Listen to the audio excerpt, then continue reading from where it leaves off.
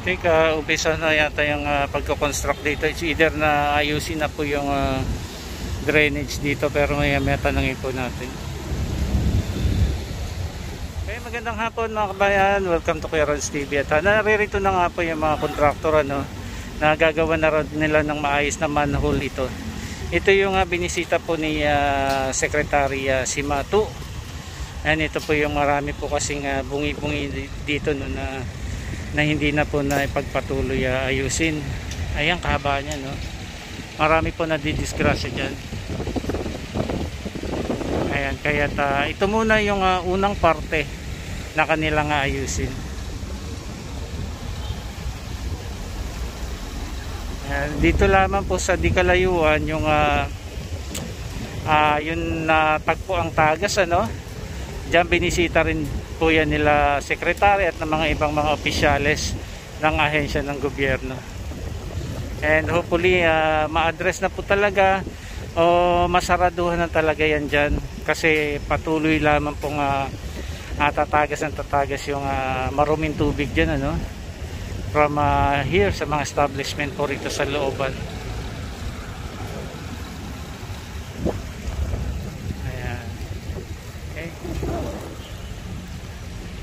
So ito muna yung area na kanilang ayusin.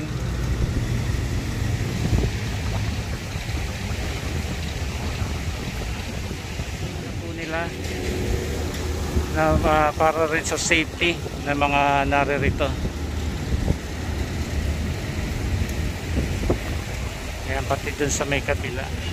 So kanina po naghukay-hukay na rin po sila. Meron dyang parang maliit na backhoe, no? Doon sa dulo.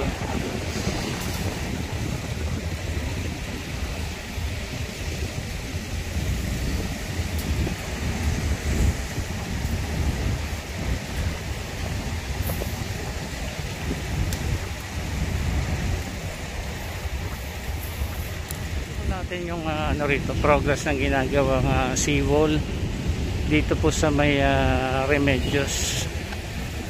So nung nakaraan ay nakuhanan din po natin yung tagas dito, no?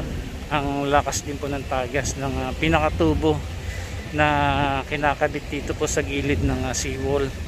Kasi may parte dito na tubo po yung nilagay, no? Papunta dyan sa mga padiretso pala ng STP.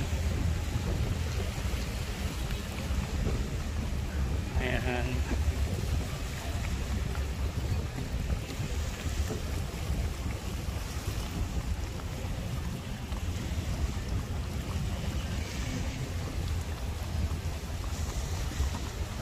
Nagkakabit na sila ng mga kabilya dito, no?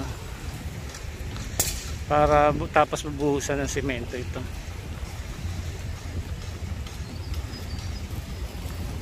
So ito nga pala yung kanina pag-uhukay nila ay hindi lang natuloy dahil nga I think may ginawa pa sila, no? Naghahakot pa sila ng mga pangharang. Ayun po sila.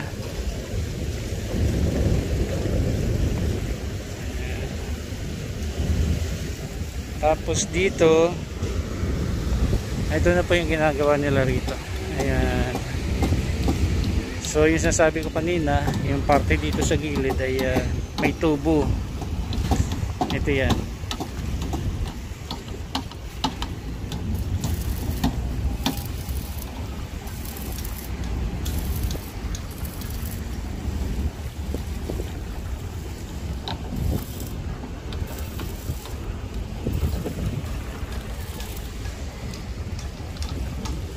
Kasi may outfall din dito, eh. May outfall dyan, ano? May control system sila dyan kapag yung flooding ay magpapakawala po sila rito ng tubig rito, pero treated na po yun. Lalagyan nila ng mahabang tubo. I think mga 300 meters ang layo, no? Saka tatabunan din po yan ng buhangin. Kasi nga ito nga yung Manila Bay, itong area na to, no? Kaya phase by phase ay lalagyan po ng dolomite sand. So una muna dinidredging nila, natanggal nila yung mga basura and then saka pa lang nila lalagyan ng buhangin, and then later on 1 meter naman sa ibabaw dolomite sand.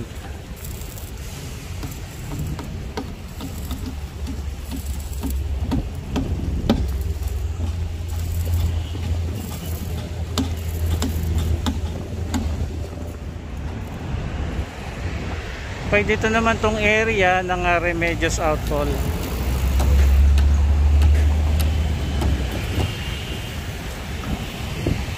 So lagi tayo nagdadaan dito. Ngayon natanggal na rin po yung barracks nila dyan. Tinatanggal na isa-isa. Ayan, at malapit na rin itong talagang ma-fully finish.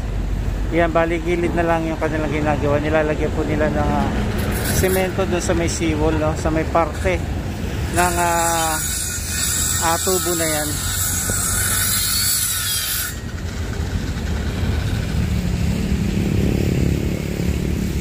Remedios Outfall po ito, or Remedios Pumping Station.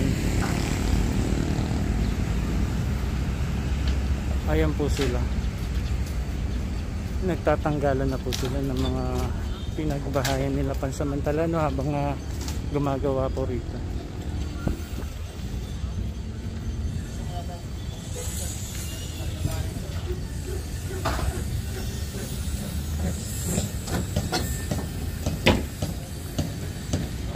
Silipin pa rin po natin dito sa may kabila, no? Yung natagpo ang unang tagas, no? May unang tagas dito eh. Dito muna yung una nagpunta sila, Secretary Royce Matu. Tingnan po natin. Ito yung drainage na to, ayusin din po ito.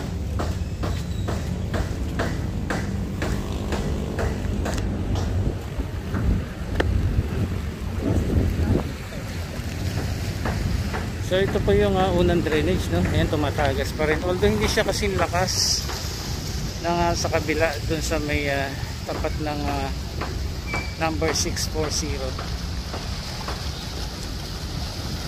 Close up natin.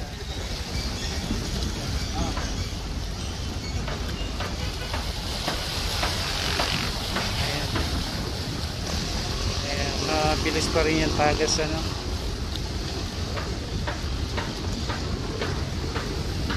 Tapos bali dito nag-inspection na rin po sila secretary na si Mato. Diyan sa drainage sa may tapat ng Aristocrat hanggang doon po sa may San Andres Street.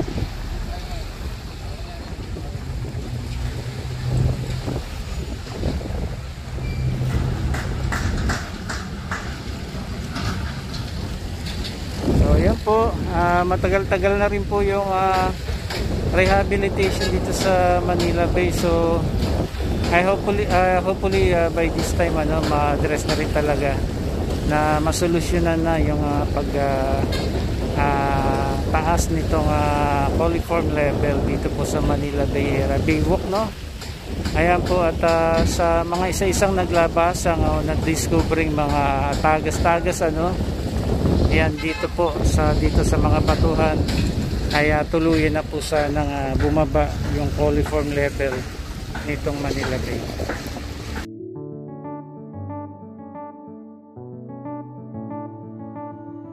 I've been here but I have to stay afloat. It's not easy. Be a person you don't want. Can somebody take me other thing going to do? Going to do?